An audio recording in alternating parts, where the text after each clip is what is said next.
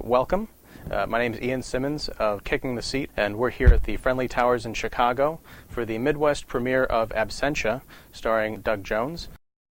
We're sitting down with Doug for a little bit of a chat about his career and any other fabulous topics we want to get to.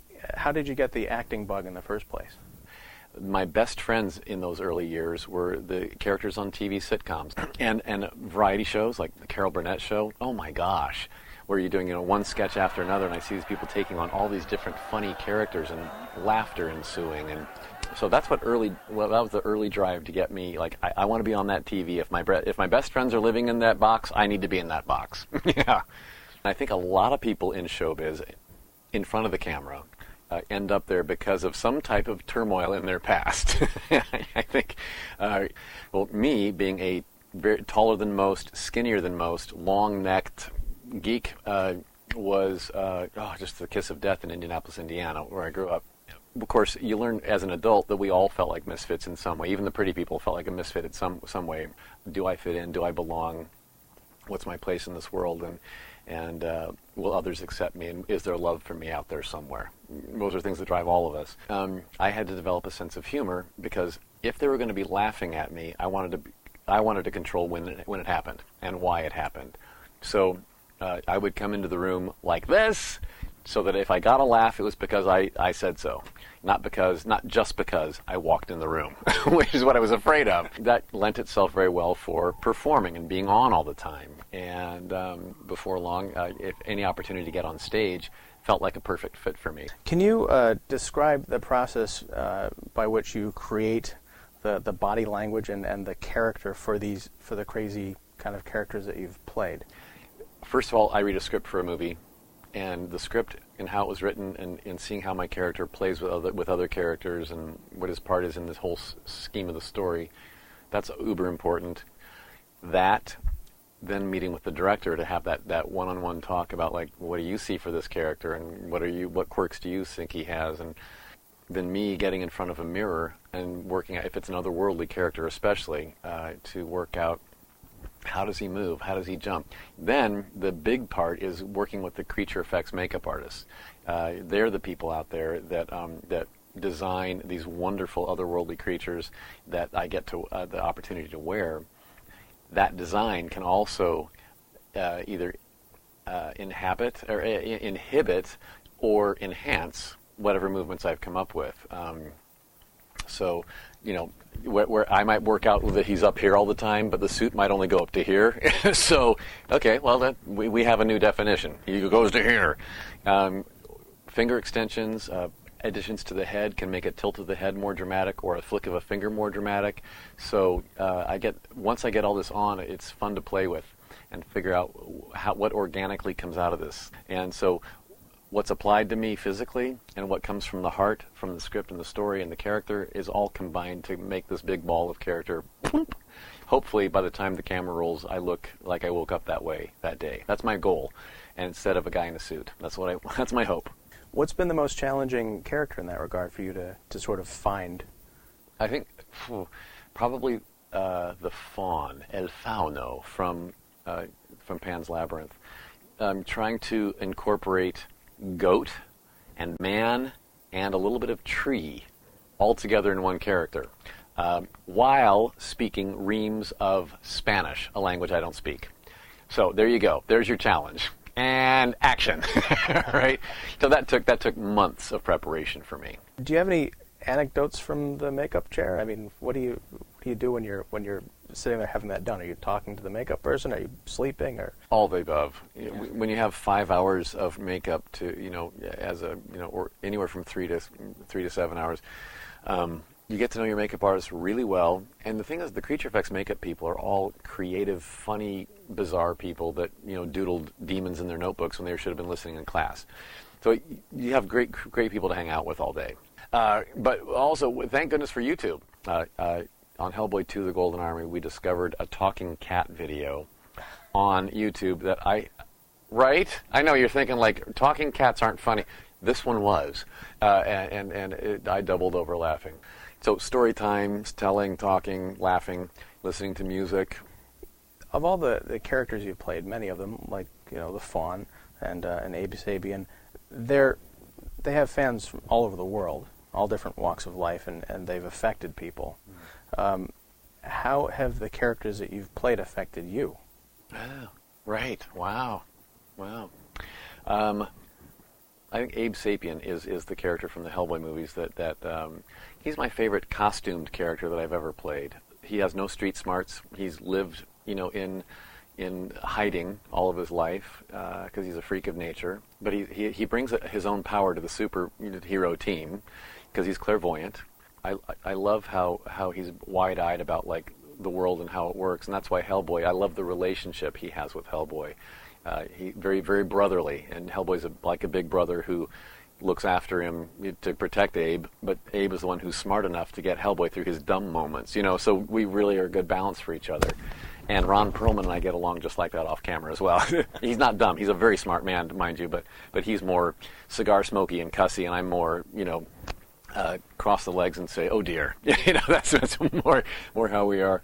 But Abe Sapien helped me realize I'm a very huggy, touchy type person, and I people watching this interview might make comments in the comment section like, "Gosh, he touched the interviewer an awful lot.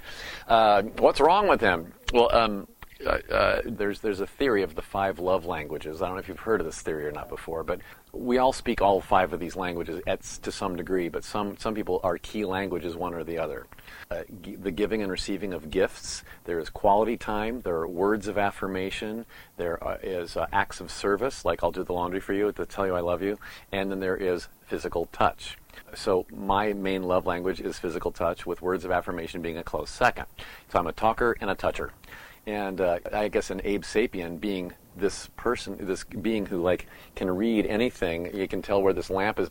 Well, this lamp, of course. He can tell where it's been and what its purpose was and who used it and who touched it before him by touching it. I can see you much better if I can. Now I think I see you much better, and I know you better because I'm able to touch it. So Doug Jones and Abe Sapien have a lot in common, and I don't feel as apologetic about touching people as I did before. Now I realize that it's a part of me, and just like Abe, that's how he communicates, that's how he survives, is with his sense of touch.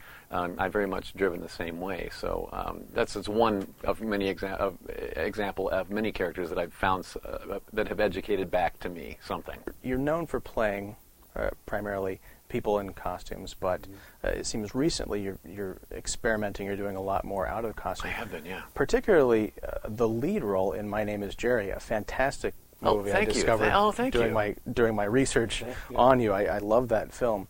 Thanks. Do you see yourself branching out more? I mean, you play a human character in Butterfly Circus. You're in Grayscale. You're going to play a hitman. Yes, Mafia hitman. Yeah. This, I know. Another challenge. So is that sort of experimentation, sort of branching out, or is it just another facet that you're now being able to realize given these new opportunities you have? What's the fun thing that's happened, and the blessing that's happened through all of this costume character work that I've done, is that the roles I was given were getting me more and more exposed as an actor, like in bigger and bigger parts in bigger movies. And then the phenomenon that happened that I wasn't expecting is that a lot of young up-and-coming directors are like, hey, I want to be the one who puts that actor in a role without rubber makeup on his face. Let's make something new and different. So My Name Is Jerry, that you mentioned, was the first leading role title character that I've played where I carried the film as the lead character with this face. Terrifying. It was terrible.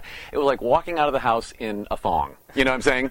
Like, okay, I'm exposed to the world now. Make fun of me if you will. Here's my face. But I found out that it wasn't so scary after all. That a character is a character, and you can hide.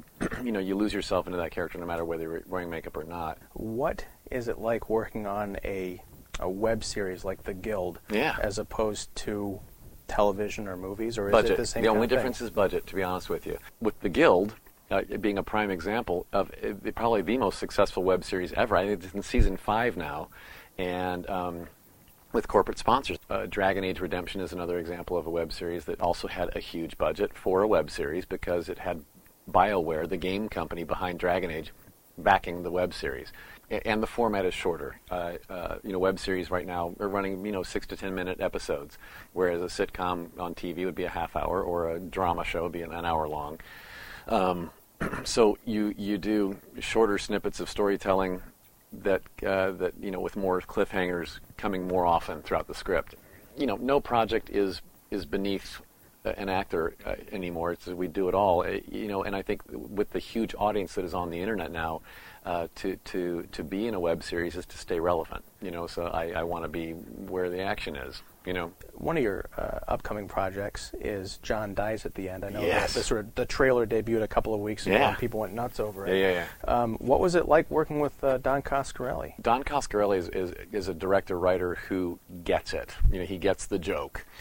He understands sci-fi, and he understands horror elements. So he understands how to excite the geek, because he is one, and at the same time, he is smart funny, and being credited alongside of Paul Giamatti and Clancy Brown was an honor for me, and also Angus Scrim from Phantasm. Oh, no kidding. He's in it as well. Yeah. What upcoming projects of yours are you the most excited about? Well, sweeping the country right now, a couple cities at a time, is my French movie Gainsbourg, A Heroic Life. It is a French film about French singer-songwriter Serge Gainsbourg. And in this film, I play Serge Gainsbourg's alter ego, which is a fantasy element to a real-life biography movie, which makes it very different. Serge Gainsbourg was a colorful man with he wine women song. He was a chain smoker, boozer, corrupt man. But the French love him, and he was a brilliant artist. He was a painter. He was a poet. He spoke for a nation, and he spoke for a time, and his music did too. It all trickled into his music, which was just brilliant. So, but I got to play the part of his character, the part of his personality that was the muse for his art. Like, I inspired all this artistic, growth. I also inspired his great business decisions, but I also inspired his moral corruption. Right. So all of this color came from this id, and it was really just exciting and fun for me to play this. And it was all in the French language, which, much like Pan's Labyrinth in Spanish, I had to learn all this dialogue in French, which is not easy. Half the letters in that language don't make a sound. So I had a real challenge ahead of me for that. So I'm very proud of that performance. I love how it all turned out, and so that's if you go to our distributors, Music Box Films. So if you go to musicboxfilms.com/Gainsbourg, you will see a schedule for what cities and what dates it's going to be playing. Oh, that, and I have a book coming out. Yes, it is a coffee table photo book that returns me to my roots as a mime. I started as a mime many years ago in college, and a publisher right here in Chicago, Medallion Press, contacted me about how would a mime write a book. And I said, well, a mime probably wouldn't write a book. It would probably have to be told in pictures. Okay, good. So that started this whole thing, and we brought in my friend Scott Allen Perry and photographer Eric Curtis and our publisher Adam Mock and myself. Between the four of us, we share authorship of Mime Very Own Book. Oh my gosh! Now it's just a ridiculous book. If you love mimes, it's everything you love about mimes, and if you hate mimes, which most of you do, it's everything you hate about mimes as well. But you'll be hearing more about the book if you find me. My website is thedougjonesexperience.com. Hopefully that's running on your screen right now. thedougjonesexperience.com. That's the clearinghouse for all things on the web for me. And you can find my Twitter page from there, which is @ActorDougJones, or my Facebook. My personal page is up to its limit on friends, but you're welcome to subscribe to that, or you can also like my fan page on. So Facebook is available still too. But again, thank you for coming. Thank you for having sharing me. some stories with us. And Yay. Yes, check out both kickseat.com and chateauguer.com. And thank you for watching.